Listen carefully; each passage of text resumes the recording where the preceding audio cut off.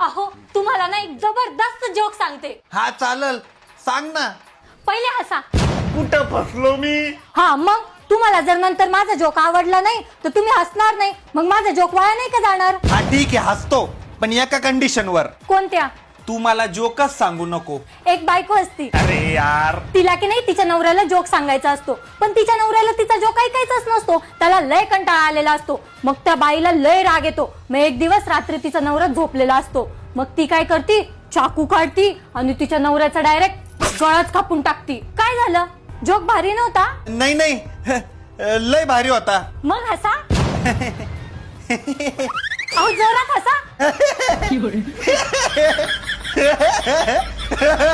दुसरा सांगू का? नको. काय नाही म्हणताय परत? नाही नाही, सांग म्हणलं. एकदा एक बायको तिच्या नवऱ्याला जोक सांगती.